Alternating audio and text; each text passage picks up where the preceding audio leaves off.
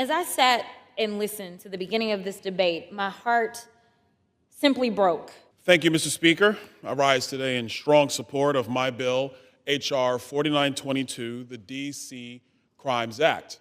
Rather than prioritizing the safety of law-abiding and protecting the lives of innocent residents and visitors, district officials have actively facilitated dysfunction and chaos through their progressive soft-on-crime policies. Instead of addressing the clear epidemic of youth crime in the city, the DC City Council increased the age of youth offenders to individuals 24 years old and younger, meaning fully grown legal adults in the District of Columbia can receive sentences meant for children. This is simply insane, and that is why I introduced the DC Crimes Act, which lowers the definition of youth from under the age of 25 to under the age of 18, removes the ability of judges to sentence youth offenders below mandatory minimum guidelines, and requires the DC Attorney General to establish a public website containing much-needed statistics on juvenile crime in DC.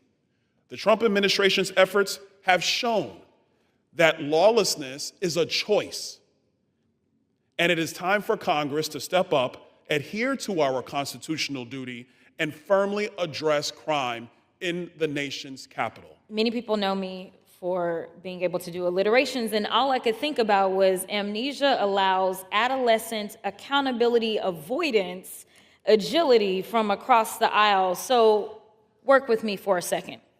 Imagine being a young man born to Jamaican and Panamanian parents who messed up not once, but twice. Imagine standing in front of a judge with your whole future hanging in the balance, and instead of prison, you are given a promise of mercy.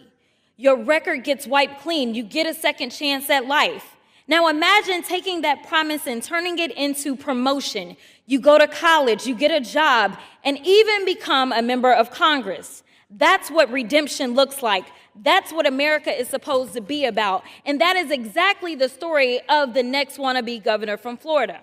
As a young man, he went through pretrial diversion for misdemeanor marijuana possession. As an adult, yet younger than 24, he was charged with and ultimately placed on probation for felony bribery charges, which ultimately were 2 expunged. He was given a third chance, and now he's the face of a bill that would not afford young people in Washington, D.C. the same opportunities afforded to him.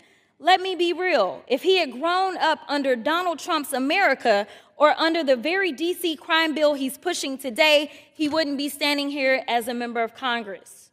He'd still be living with the weight of those charges. So let's call this what it is, opportunities for me, but not for thee. He climbed the ladder of redemption, and now he's yanking it right up from the DC youth. See, most of us were taught to lift as you climb, but clearly some have forgotten to lift as they climb, and now they are committed to telling the next generation to pull themselves up by their bootstraps. I will not sit quiet while a man who was saved by grace turns around and tries to snatch grace away from others. If we're going to be real about crime, about communities, Gentlelady's time has expired. I'd like to yield for an additional minute, please. Gentlewoman is recognized. About second chances and even third chances, then it needs to start with us looking in the mirror and remembering that even the author of this bill has a story too before he tries to lecture DC on safety. And it would be complete hypocrisy to have, hypothetically, someone convicted of 34 felonies to lecture DC on what to do with youthful offenders who have been scientifically shown not to have fully developed brains under the age of 25, especially if said multi-count convicted felon was in his 70s when he was convicted. What would be his excuse? Because his brain would be fully developed, and with that, I will yield back.